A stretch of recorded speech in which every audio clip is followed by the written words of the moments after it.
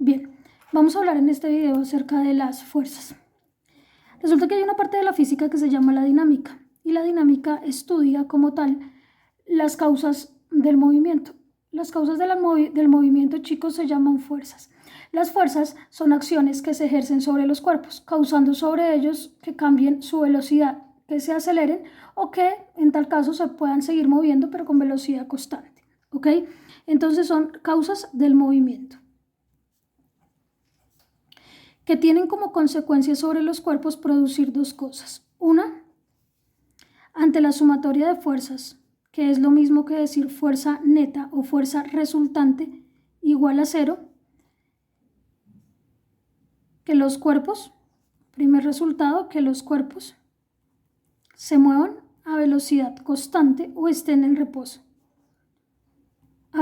Se mueven a velocidad constante o se queden quietos o en reposo. ¿Ok?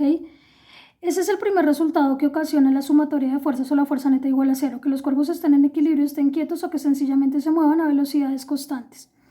Lo otro que puede resultar de obviamente estas causas del movimiento sobre los cuerpos es que la sumatoria de fuerzas o simplemente la fuerza neta o la fuerza resultante sea diferente de cero y sea igual a la masa por la aceleración, siendo m la masa del cuerpo y la aceleración el cambio de velocidad que experimenta. ¿Esto qué implica? Que los cuerpos se mueven cambiando su velocidad o variando su velocidad, cambiando su velocidad o variando su velocidad y acelerando por consiguiente. ¿Listo? Como consecuencia de esa variación de velocidad, aceleran. Bien, teniendo entonces estas dos como los posibles resultados que se puede tener de una sumatoria de fuerzas igual a cero y de una sumatoria de fuerzas igual a masa por aceleración como causas del movimiento de las fuerzas, vamos a entender qué tipo de fuerzas vamos a conocer. Existen unas que se llaman las fuerzas de contacto y las otras que se llaman las fuerzas como tal a distancia. Como bien dice fuerzas de contacto, los dos cuerpos, quién hace la fuerza y sobre quién se hace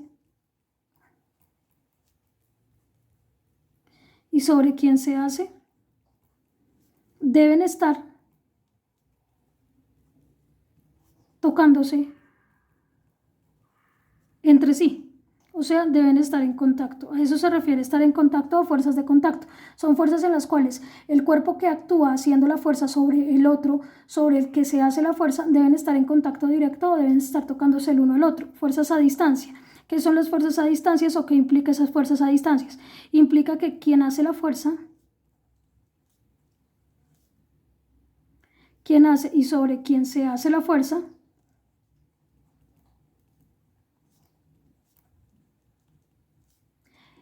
están a una cierta distancia de separación. Eso quiere decir que para que hayan fuerzas a distancia, no es necesario, o para que haya una fuerza actuando sobre un cuerpo, no es necesario que los dos estén tocándose o que estén en contacto.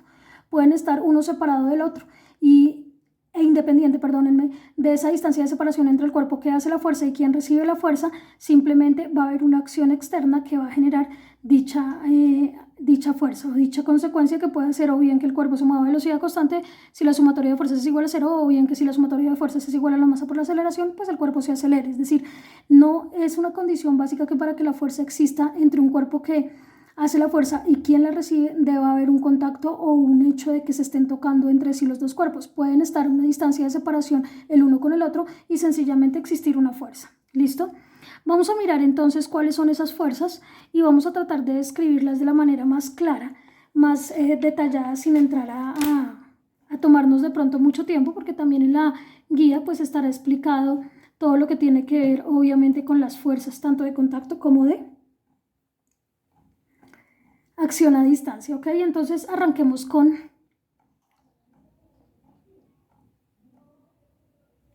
aquellas fuerzas que son de contacto. La primera fuerza que es de contacto y que es importante tener en cuenta se llama fuerza elástica.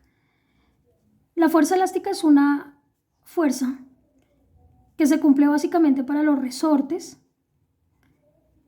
para los muelles o para los cuerpos que se puedan deformar. Para cuerpos que se deformen, ¿ok? ¿Listo? El esquema particular o casi más usual que se tiene de esto es suspender un resorte de un soporte y ligar al otro extremo del resorte un cuerpo de una cierta masa. Resulta que el resorte va a hacer una fuerza sobre el cuerpo y esa fuerza se dibuja sobre el cuerpo, que es sobre el cual se está haciendo la fuerza para sostenerlo, pero se dibuja en dirección hacia el resorte. A esto se le llama F sub K, que significa fuerza elástica, ¿ok? Esa K es un símbolo para determinar como subíndice de la fuerza, que es una fuerza elástica.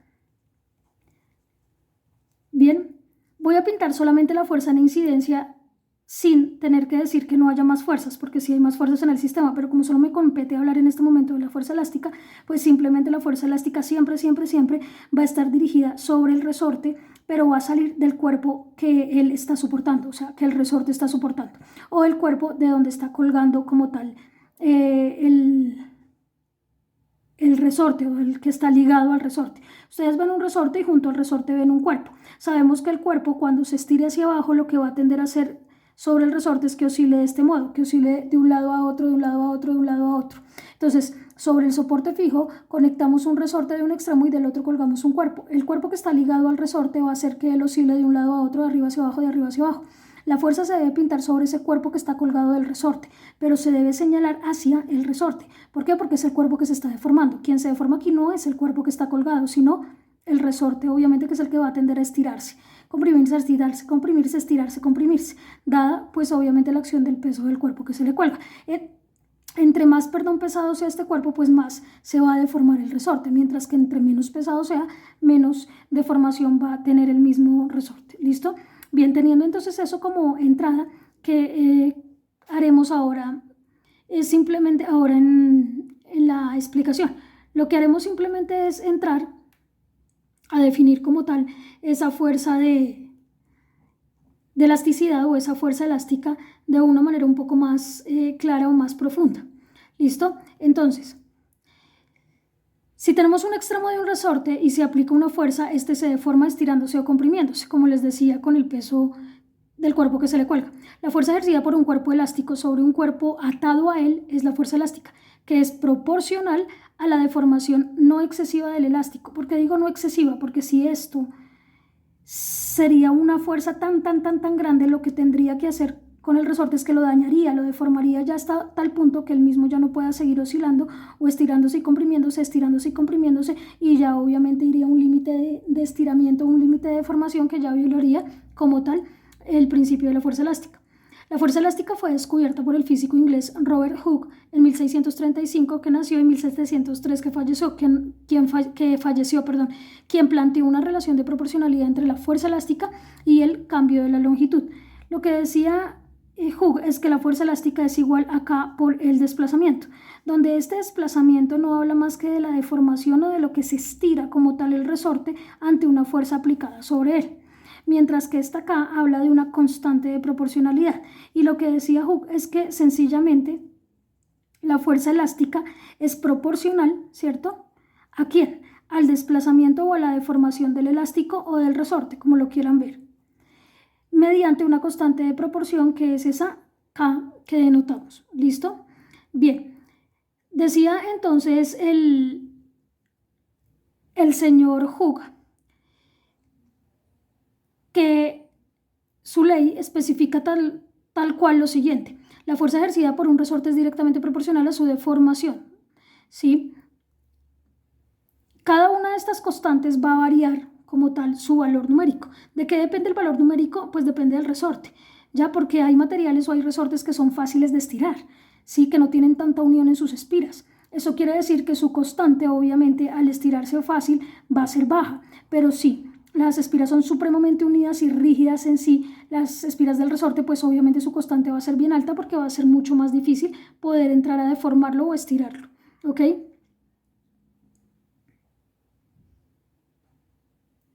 ¿En qué unidades se mide una fuerza? Chicos, una fuerza se mide en Newton.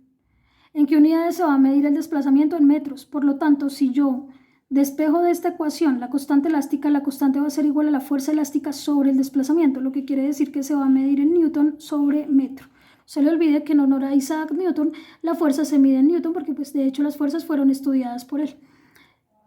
Si un material elástico o un resorte, por ejemplo un muelle, se estira o se comprime más allá de una cantidad límite, ya no regresa a su estado original. Por eso decíamos que violaríamos como tal la ley de Hooke y obviamente ese máximo de deformación que pueden aguantar los resortes. La distancia más allá de la cual se presenta la distorsión permanente del resorte se designa un límite elástico o un límite de deformación. ¿Ok? ¿Para qué casos es válida la ley de Hooke? Solamente hasta que no se viole esa ley. Esa deformación, perdóneme, si ya llegamos al límite de deformación y se viola como tal el principio de deformación del elástico, pues hasta ahí tiene validez la ley de Hooke.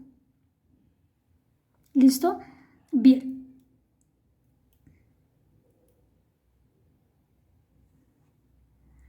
Si hacemos, por ejemplo, una gráfica la voy a hacer por acá pequeñita, de fuerza elástica contra desplazamiento, vamos a encontrar que en esta gráfica de fuerza elástica contra desplazamiento la relación va a ser directamente proporcional. Y ojo con lo que voy a decir acá, va a ser una línea, esperen que aquí va a ser una línea recta creciente donde se muestra que a medida que la fuerza aumenta también va a aumentar el desplazamiento. Aquí la hice más bien gruesa y simplemente la pendiente de esta recta va a ser la constante de proporcionalidad. ¿Ok? Ya sabemos que la pendiente lo que hace en una recta es medir la inclinación de dicha recta. Perfecto. Siempre hay que tener en cuenta que la fuerza elástica va en dirección contraria a la deformación del resorte. ¿Cómo así? Fíjese, si el resorte lo estira, este cuerpo que está colgando de él lo va a estirar hacia abajo, pero la fuerza va a ser dirigida hacia el resorte, o sea, hacia arriba. ¿Por qué? Porque esta fuerza elástica siempre va a buscar estar aplicada sobre el resorte y hacerlo volver a su posición de equilibrio. O sea que siempre esta fuerza elástica va a estar apuntando hacia la posición de equilibrio del resorte. O sea, va a quererlo regresar a una situación inicial donde nadie lo estaba perturbando, nadie lo estaba deformando. Ahora, ¿qué pasaría si la situación es horizontal y yo cojo un cuerpo y lo halo hacia la derecha, pero el cuerpo está atado a un resorte y el resorte a un soporte igual? Cuando halo el cuerpo hacia la derecha y lo suelto, lo que va a querer hacer el cuerpo es devolverse. ¿Pero por qué? Por acción del resorte, porque la fuerza elástica lo va a querer retornar a su posición de equilibrio, ¿ok? O sea que, ojo con eso, siempre la fuerza elástica va a ir en contra de la deformación del elástico sobre el cual se aplica dicha fuerza. Vamos con otra fuerza de contacto, que otra fuerza de contacto importante es la tensión. Acuérdese que decimos que una fuerza de contacto necesita que el cuerpo sobre el que se aplica, que en este caso es el cuerpo colgado al resorte, y el cuerpo que aplica la fuerza, que en este caso es el resorte, estén tocándose entre sí, estén en contacto. Aquí se cumple esa parte. Vamos a mirar qué pasa con la tensión, que es otra fuerza de contacto. La tensión es una fuerza que se aplica a las cuerdas, a las sogas, a las pitas, a todo objeto que sea capaz de tensionarse, de templarse. ¿Ok? La tensión obviamente se suele señalar en un esquema de la siguiente manera. Tenemos una cuerda y atada a la cuerda tenemos un cuerpo. Resulta que la cuerda obviamente sostiene al cuerpo y le permite estar en esa posición. Y lo vemos alegóricamente pues en el cotidiano con lámparas o con cosas que estén sujetadas a cuerdas. Resulta que si vamos a dibujar la tensión se tiene que dibujar apuntando hacia la cuerda, ¿ok? Es decir que la tensión se dibuja sobre el cuerpo que sostiene, pero apuntando hacia la cuerda, que es el cuerpo como tal que está efectuando la fuerza.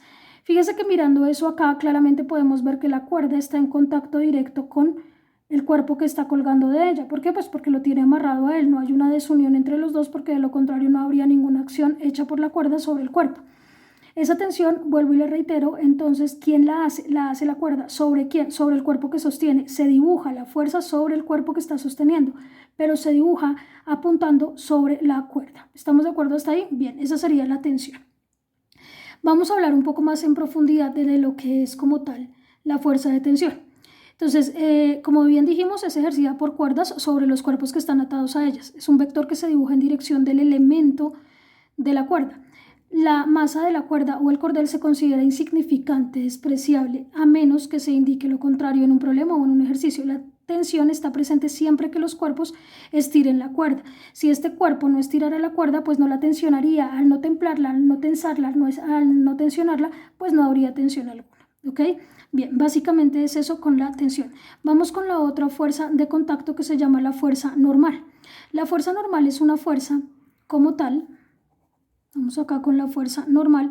Es una fuerza que se aplica a las superficies que sirven de apoyo a los cuerpos, que sirven de apoyo.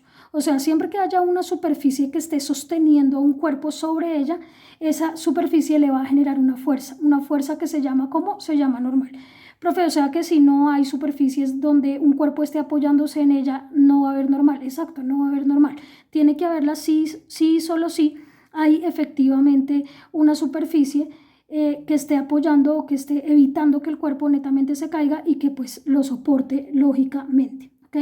Por ejemplo, podemos tener entonces como esquema particular una mesita y en la mesita tenemos sobre la mesa, digamos, un cuerpo. Puede ser el computador sobre la mesa, el cuaderno sobre la mesa y vemos como si quitáramos la mesa, pues el computador se cae. Entonces, simplemente la mesa está sirviendo de soporte o de superficie de apoyo para el computador. Entonces, la mesa dirige una fuerza hacia arriba. O sea, siempre la superficie va a generar una fuerza perpendicular, que quiere decir eso, que forma un ángulo de 90 grados con la superficie y a ella se le llama fuerza normal, ¿ok? Entonces siempre, independientemente si la superficie de apoyo es horizontal, es vertical, siempre ella va a producir, perdóneme, y va a dirigir una fuerza verticalmente de tal manera u horizontalmente de tal manera que siempre forme con la superficie de apoyo un ángulo de 90 grados. A eso se le va a llamar normal. La mesa ejerce una fuerza sobre el cuerpo que está apoyado en ella, pero esa fuerza debe estar dirigida de manera que forme un ángulo recto o de 90 grados con la superficie de apoyo. Miremos a qué me refiero con que puede ser esa fuerza vertical o horizontal. Lo que pasa es que puedo tener una pared, ¿cierto? Y en la pared puedo tener un bloque que estoy tratando obviamente de sostener de esa manera. Fíjese ahí cómo pintaría la normal. La normal lo haría la pared sobre el bloque, pero la haría hacia la izquierda, fíjese. O sea que también puedo tener una fuerza normal de manera horizontal o de manera vertical. ¿Por qué, profe, hacia la izquierda? Porque sencillamente esa normal, que es la que hace la superficie de apoyo, que en este caso la superficie de apoyo es la pared, esa normal debe formar un ángulo de ¿cuánto?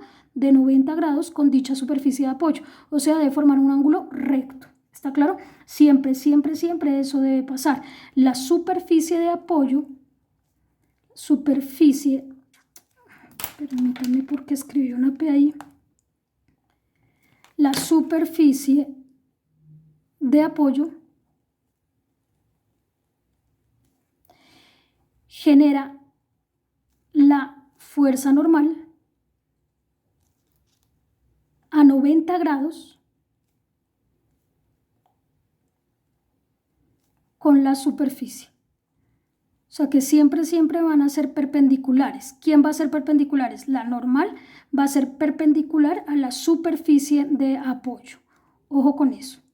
Independientemente de que la superficie de apoyo sea una mesa o sea una pared, siempre la normal va a ser una fuerza sobre el cuerpo, dibujada sobre el cuerpo que está sosteniendo, pero de manera perpendicular a la superficie de apoyo, y que es perpendicular a la superficie de apoyo que forma con ella un ángulo recto o de 90 grados. ¿Ok? Bien. Teniendo eso en cuenta, que es una condición principal de la normal, pues simplemente podemos entrar a definir un poco más en profundidad lo que es la normal. Miremos.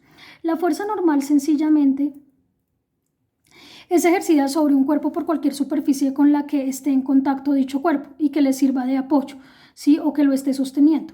Es un vector perpendicular a la superficie de apoyo y existe siempre y cuando haya fuerza que actúe en dirección contraria a ella. Siempre va a existir si hay una fuerza que la equilibre. Siempre que haya una fuerza contraria a ella, existe la fricción. Entonces, va a existir siempre que haya una fuerza contraria a ella, que la equilibre. De lo contrario, pues no existe. ¿Ok? Bien, perfecto. Ya teniendo en cuenta que entonces siempre va a ser de manera perpendicular con la superficie de apoyo esa normal, vamos con otra fuerza que también es una fuerza de contacto. ¿Listo? Ya hemos hablado de tres, la tensión, hemos hablado de la fuerza elástica, hemos hablado también de la normal, vamos ahora a hablar de otra que es el empuje. El empuje es una fuerza que se aplica al agua o a los líquidos, agua o líquidos, que puede ser otro líquido, sobre los cuerpos sumergidos, parcial o totalmente,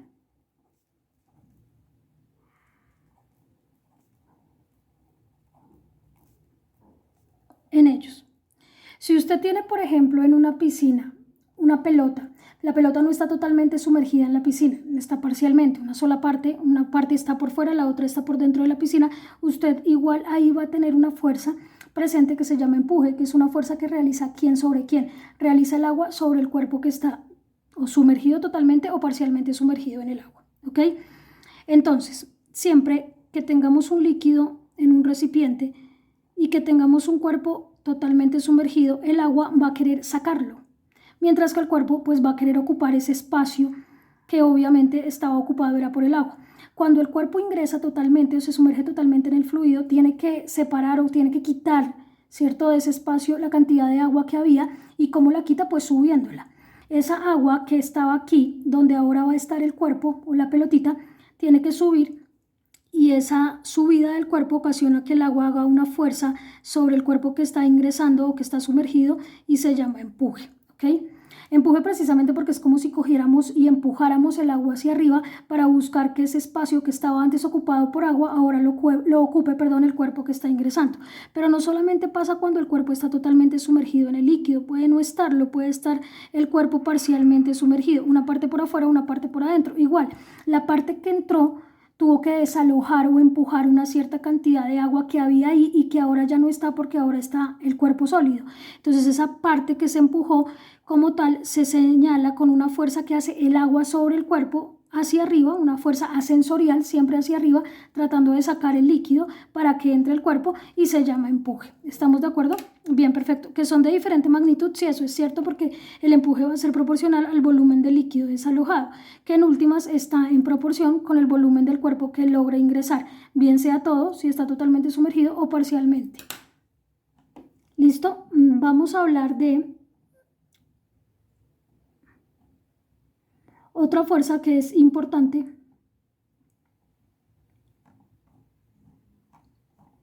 y se cataloga también como una fuerza de contacto.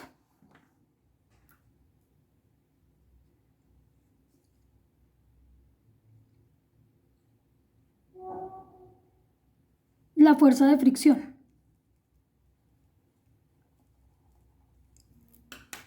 Bien. Con las fuerzas de fricción hay algo bien interesante, y es que la mayoría de personas piensa que la fuerza de fricción se opone al movimiento de los cuerpos, y no, la fricción es una fuerza que se da por el roce o por el rozamiento entre superficies. ¿Ok? Y además de eso, es una fuerza que puede tener dos variantes. Una que es la fuerza de fricción estática, ya vamos a hablar de ella, y la otra que es una fuerza de fricción cinética. También hablaremos de ella. La fuerza de fricción, contraria a lo que piensa la mayoría de personas, no se opone al movimiento. La fuerza de fricción, y esto es importante, la fuerza de fricción se opone al deslizamiento de los cuerpos.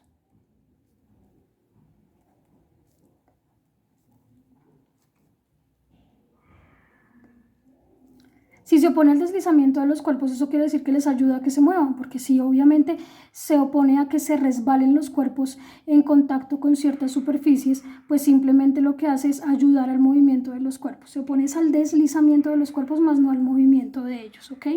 Por ejemplo, una patinadora que esté patinando sobre hielo, pues obviamente lo que hace la fuerza de fricción es ayudar a que ella pueda avanzar, ayudar a que se pueda mover sobre el hielo con las ruedas de sus patines, y no a que se deslice o se resbale con esas mismas ruedas en contacto con el hielo, ¿sí? Eso es lo que haría en términos de la fricción esta fuerza.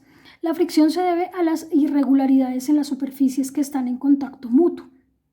Depende de los materiales y de cuánto se opriman entre sí las superficies. La dirección de la fuerza de fricción siempre es opuesta a la dirección del movimiento. Lo que quiere decir esto, no que se oponga al movimiento, sino que se opone al deslizamiento de los cuerpos. La fuerza de fricción actúa paralela a la superficie de contacto, como así. El mejor esquema para representar una fuerza de fricción es que tenemos aquí, por ejemplo, el suelo y tenemos aquí un cuerpo.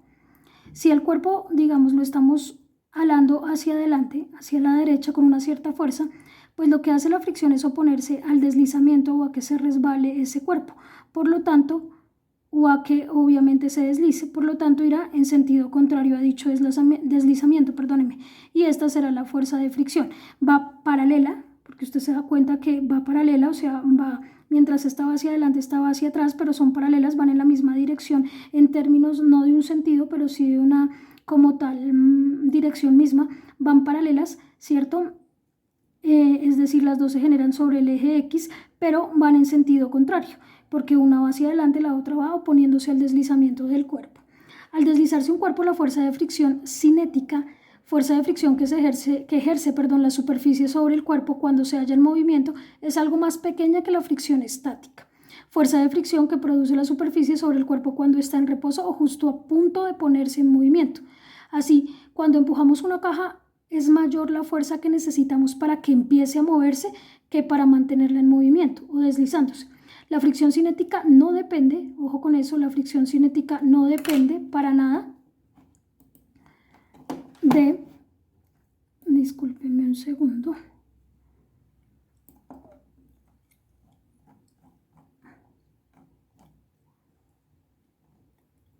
la fricción cinética no depende de la rapidez, es decir, la caja que empujemos puede moverse a una baja o a una alta rapidez y la fuerza de fricción en el deslizamiento será aproximadamente igual para ambos casos, ¿sí? O sea, eso no va a ser una influencia, la velocidad con la que se mueva la caja.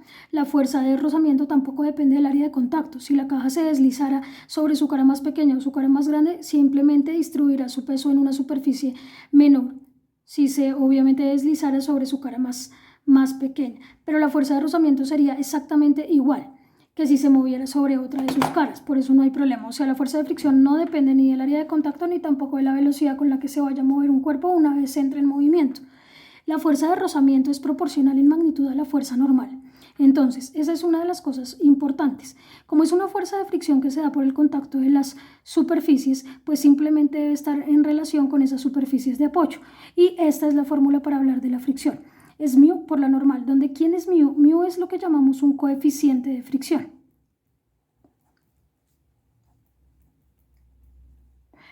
Que se da en términos del material, pues no será lo mismo, por ejemplo, deslizar lija sobre acetato o lija sobre madera o deslizar, perdóneme, lija sobre hielo.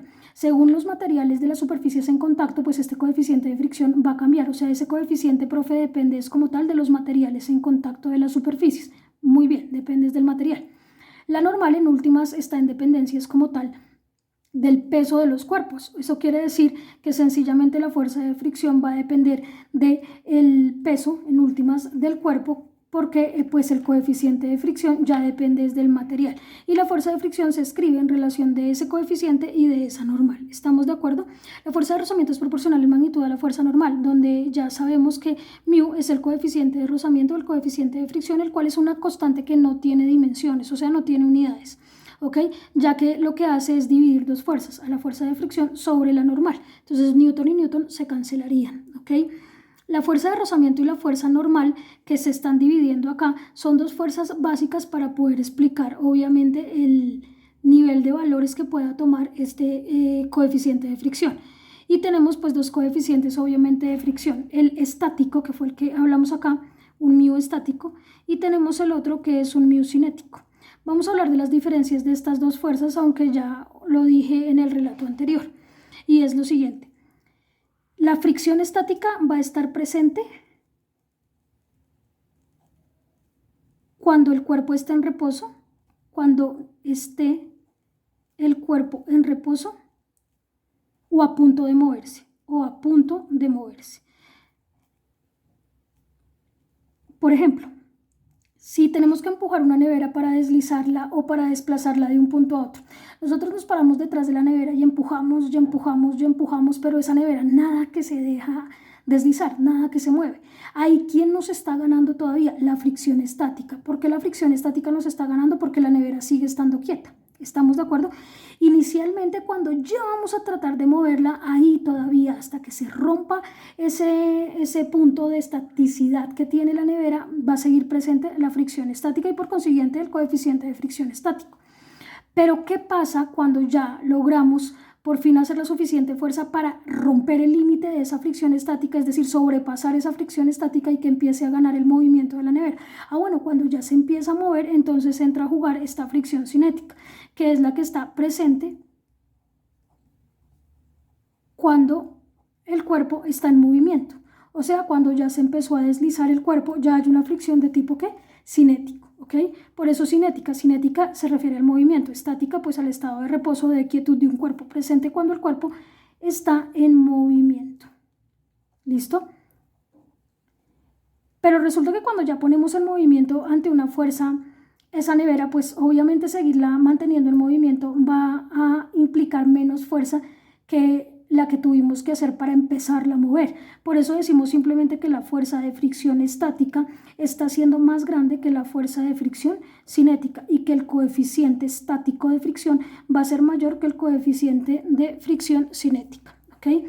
Esto debe ser claro porque pues sencillamente siempre nos va a costar más sacar al cuerpo de su estado de reposo, de su estado de quietud con una fuerza que sea superior a la fuerza estática, que simplemente mantenerlo ya en movimiento una vez hemos logrado ya ponerlo como tal en ese estado y rebatir o rebasar como tal la fuerza de fricción estática. ¿Listo? Esa sería entonces la fuerza de fricción. Vamos ahora con las fuerzas que ya tienen que ver con acciones a distancia, es decir, fuerzas que tanto el cuerpo que las hace como quien las recibe van a estar a una cierta distancia de separación. ¿Listo? Existen otras fuerzas de contacto, por ejemplo el abrazo entre dos personas, una fuerza de acción-reacción. Yo hago una fuerza sobre el otro y el otro me devuelve esa fuerza a mí, ¿cierto? Direcciones del mismo valor, pero en sentidos opuestos, pero que no entraremos a hablar acá con tal rigor. No vamos a hablar absolutamente de todas, sino de las más cruciales o fundamentales dentro del estudio de la dinámica. Vamos con las que son acciones a distancia, donde también trabajaré con aquellas que sean más notorias, más fundamentales o más cruciales para el objeto del estudio. Resulta que la primera fuerza de acción a distancia importantísima se llama el peso o una fuerza netamente gravitacional. Esta es una fuerza que se aplica por la Tierra sobre los cuerpos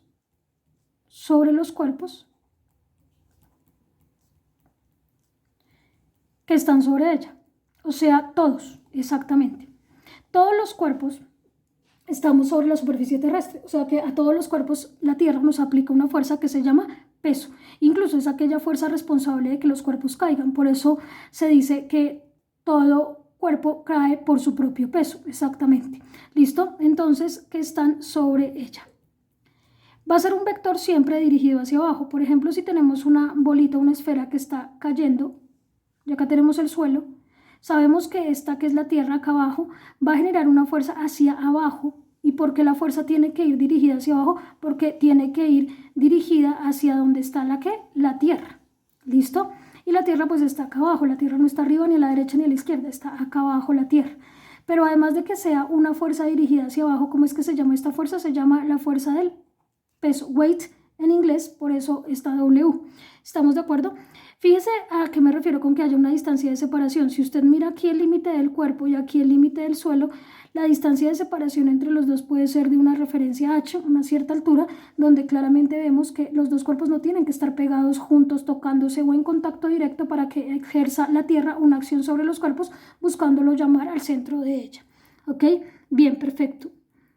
Otro de las fuerzas de acción a distancia, bueno, este peso también se conoce como simplemente masa por gravedad, ¿sí? Y va a ser obviamente aquí una fuerza llamada o denominada también como fuerza gravitatoria. ¿Listo? Decimos que como bien lo nombré hace un ratico, es ejercida por el planeta Tierra sobre cualquier cuerpo que se encuentre cerca de su superficie.